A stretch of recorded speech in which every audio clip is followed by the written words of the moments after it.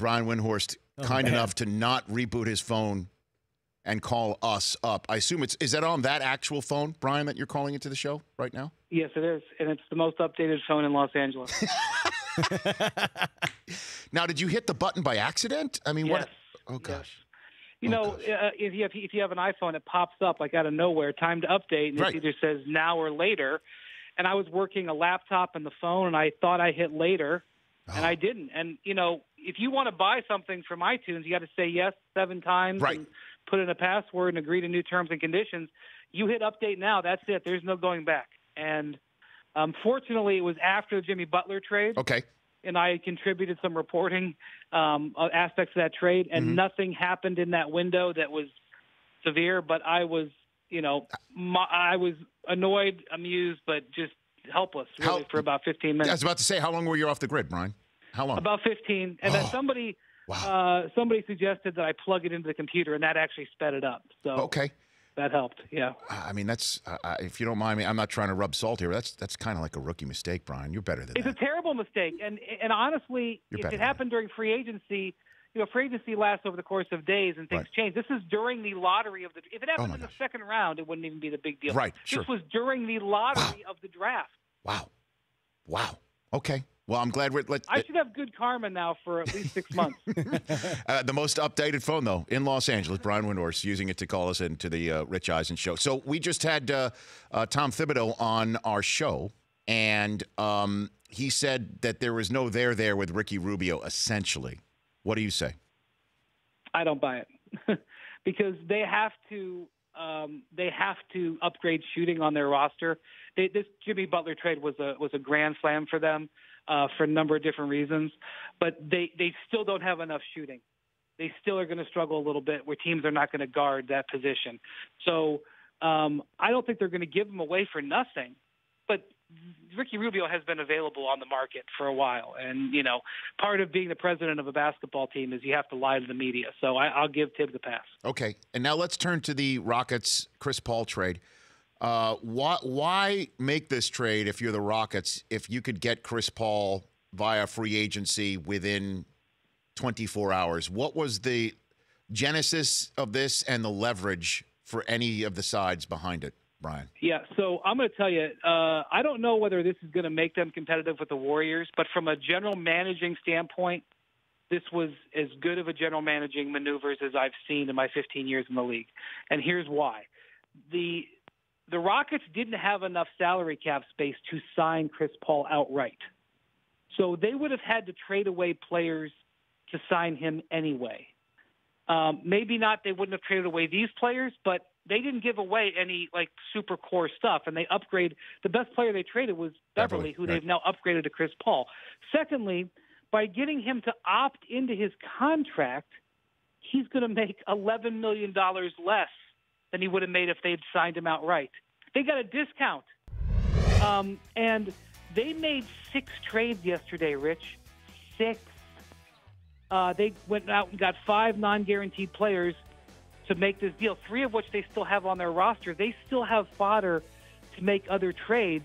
And I'm not going to bore you with the details, but they did the trades in such a way that still allows them to have $8.5 million to spend on one free agent and $3 million to spend on another. They could theoretically trade for a guy like Paul George and still add 2 legitimate players in free agency. Again, I'm not saying they're beating the Warriors. I'm just saying terrific movement by Daryl Morey. And I'll say this. When you talk about an analytics or Moneyball approach, it doesn't mean just going by numbers. A lot of times what it means is going for what other teams are undervaluing. And what's being undervalued in the NBA right now is aggression. Everybody's seeing the Cavs and the Warriors and going, you know what, I'm going to have a 3-year plan. And Daryl's saying, you know what, no one's being aggressive. So if everybody's planning for down the road when these teams age, if I be aggressive now, I can go against the grain. And so I think he hit all those boxes yesterday. It may not work, but I understand why he did it. So what is Paul's plan? Chris Paul, is he just going to see how it goes for a year? And if that's the case, you don't need to be a private detective to look around and see who else is at the end of their contract by the end of Chris Paul's. and check out LeBron, Chris Paul tandem shopping for a team a couple of years from now, Brian, next year, next summer. He is eligible if he wants to, because he was traded. The Rockets retain his rights. He is eligible to sign a 4-year extension for $130 million should he want to. But the vibe is that he's not going to do that. He's going to see how it works for a year, which is, again, incredible for the Rockets. It wasn't like they traded the number 1 overall pick for him. If this doesn't work in a year, he leaves and they still have the salary cap space. I mean, like I said, grand slam from a general managing cap maneuvering asset standpoint. And going forward to next year, yeah, LeBron will be a free agent. Dwayne Wade will be a free agent. Carmelo has an opt-out. I'm a little skeptical he's going to leave $30 million on the table, or 28 or whatever it is. But okay, it could happen. And whether that team actually is beating the Warriors is a different conversation. But yes, in theory, it leaves the door open for those guys to play together. So which team would be able to raise their hands and say, we'll be the, if you will, conduit for the Banana Boat gang? What do you got for me? You want to predict something in the end? I can't predict what's going to happen in the NBA in 12 minutes. You want me to predict what's going to happen in 12 months? Yes, I do, Brian. You've got the most updated phone ever. Yeah, think of how many updates between now and then. But, I mean, you could read the tea leaves as to who would be creating the cap space. I don't think it's going to be the Charlotte Hornets. The Lakers are going to be in some position, but for those guys to play together, it's going to first off, they're all up there in age. They're all a little long in the tooth. All right. And secondly, it was going to require massive amounts of leaving money on the table for these guys. Yeah, and I realize they've all made a bunch of money, but it's going to be all their last contract. So if you can convince me that they're all willing to play for $10 million next year, then we could talk about that it could happen in LA. But, until I see that they're willing to do that, it's kind of hard to project that right now. But sure, both the Clippers and Lakers could be in position to do it. Hell, the Rockets could potentially be in position to do it, depending on the way they manage their cap going forward. To me, I would think that they would want to go join at least a team that has another star player that's younger, that they can fit around.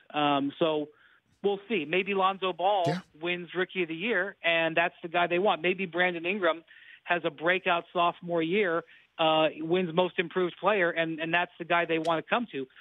We'll have to see. There's no doubt in my mind, Brian, no doubt in my mind that Los Angeles would lose their minds if the Lakers were able to do that for 2-3 years, like the NBA's traveling Wilburys or Cocoon 3, however you want to call it, at the end of their careers. There's no doubt in my mind Staples would be sold out through the roof, and the Lakers would be into something like that, I think. Well, as a big Tom Petty and Roy Orbison fan, traveling Wilburys hits me where I live.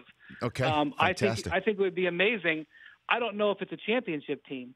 And maybe those guys don't care. Maybe you'll be like, we just want to have fun at the end. And if the Lakers want to facilitate that, I will say this. The one thing about the Lakers they have young players on cheap contracts. So, again, if Lonzo Ball and Brandon Ingram have an explosive year and those guys could come in and make the money while those guys are still playing out their rookie contracts, it could be something. It could be. It's definitely something to watch for sure. And these guys have gone on the record. LeBron went on the record saying, this would be amazing if we could pull this off. So we'll see. If the Cavs win the championship, I find it hard to believe LeBron's going to walk away from that. If the Rockets get to the Western Conference Finals and have a 7-game series and lose in a barn burner to the Warriors, I find it hard to believe Chris Paul's not going to want to strap it back up and try to win. But yes, to get where you're going and to get people excited, I could see it happening under certain circumstances. The last one for you, Brian Windhorst. Paul George, does he get moved in the first week of free agency? What happens? So I think he's got to get traded. There's no way they can, because Kevin Pritchard, the president, kind of indicated they'd be willing to bring him to training camp. There's no way that's happening. It's the situation is bad. They're now basically sniping at each other in code through the media. So I do think he's getting traded probably in the next 7 to 10 days. What it looks like is happening is the Pacers are going to wait and see if free agency changes the offers that they're getting. And the place to watch here is Boston. If Boston can land Gordon Hayward and then they can be more of a long-term option for Paul George, that he would maybe be willing to consider an extension, that may change what they're willing to offer. If Gordon Hayward stays in Utah or goes to Miami, I don't know if the Celtics offer gets better. But I think the Pacers aren't thrilled with their offers right now, and they think that free agency and stuff that happens in free agency will give them a chance to have those offers improved. Brian, thanks very much for calling. And since you're a Wilbury fan, now that you have updated your phone and you're back on the grid, you're not alone anymore, Brian. How about that one? Sir. You got it. All right. Brian Windhorst of ESPN. The Rich Eisen Show, weekdays at noon Eastern on radio stations across the country and audience. If you like that video, be sure to download our app, and I'll be sure to move Week 6 games to Saturday for that wedding you have to go to.